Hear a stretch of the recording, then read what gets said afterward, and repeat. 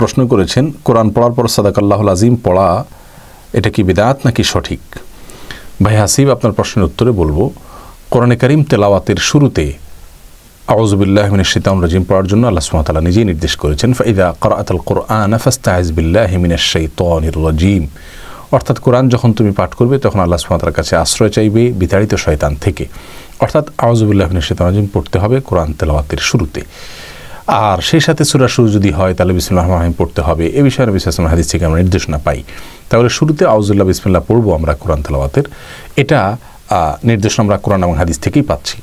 কিন্তু কোরআনে কারীম তেলাওয়াতের শেষে কোনো কিছু পাঠ করতে হবে কি না, বিশেষ কিছু সাদাকাল্লাহুল আজিম ওয়াসদাকা রাসূলুহুন নবিয়ুল কারীম বা কোনো দোয়া কোরআন তেলাওয়াত শেষ করলে পড়তে হবে কি না, এ বিষয়ে নবী সাল্লাল্লাহু আলাইহি ওয়াসাল্লামের কোনো হাদিস থেকে, কোরআন থেকে তো নয়, কোনো নবী সাল্লাল্লাহু আলাইহি ওয়াসাল্লামের কোনো হাদিস থেকেও কোনো নির্দেশনা পাওয়া যায় না।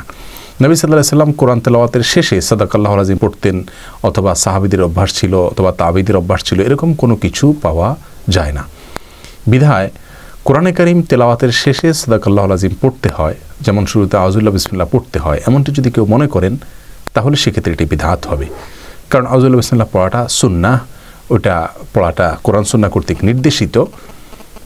কিন্তু কোরআন তেলাওয়াতের শেষে সাদাকাল্লাহুল আজিম পড়ার ব্যাপারে যেহেতু কোনো নির্দেশ কোরআন সুন্নাহ পাওয়া যায় না, এবং নবী সাল্লাল্লাহু আলাইহি ওয়াসাল্লাম এবং সাহাবায়ে কেরামের অভ্যাসও ছিল না এরকম কোরআন তেলাওয়াতের শেষে সাদাকাল্লাহুল আজিম বলাটা, অতএব এটিকে কেউ কোরআন তেলাওয়াতের আদব অথবা কোরআন তেলাওয়াতের সুন্নাহ অথবা কোরআন তেলাওয়াত সংশ্লিষ্ট আমল, কোরআন তেলাওয়াত শেষ করলে এটা পড়তেই হয়, এরকমটি মনে করলে সেটি অবশ্যই বিদআত হবে।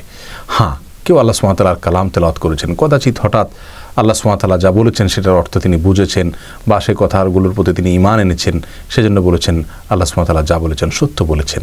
এরকম যদি আচমকা কেউ বলে, হঠাৎ কখনো কদাচিৎ কেউ বলেন, তাহলে সেক্ষেত্রে কোনো অসুবিধা নেই।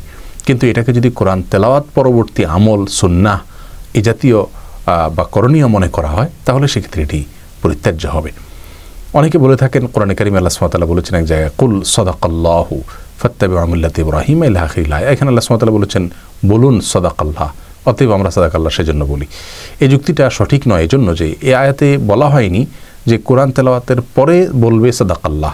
আমরা তো সবসময় বলি সাদাকাল্লাহ, কিন্তু কোরআন তেলাওয়াতের পরে সাদাকাল্লাহ বলতে হবে এই আয়াতে যেহেতু এই নির্দেশ দেওয়া হয়নি, এবং এটি যেহেতু নবী সাল্লাল্লাহু আলাইহি ওয়াসাল্লাম অথবা সাহাবী তাবিঈদের যুগেও এই অভ্যাস ছিল না, বিধায় এটিকে কোরআন তেলাওয়াত পরবর্তী করণীয় আমল হিসাবে ধার্য করা সঠিক হবে না। তবে হ্যাঁ, আগেই বলেছি, মাঝে মধ্যে কেউ আল্লাহ সুবহানাহু ওয়া তাআলার প্রতি ঈমান প্রকাশ করে যদি বলে হ্যাঁ আল্লাহ যা বলেছেন চরম সত্য বলেছেন, তাহলে সেটা দোষের বিষয় না। বিধায় এটাকে অভ্যাস বানিয়ে নেওয়া সঠিক। আমাদের সমাজে কিন্তু আজকাল অনেকেই কোরআন তেলাওয়াত করলেই সাদাকাল্লাহুল আজিম পড়তেই হবে, এটাকে নিয়ম বানিয়ে নেয়। কেউ না পড়লে তাকে রীতিমতো স্মরণ করে দেওয়া হয় বা ভৎসনা করা হয়।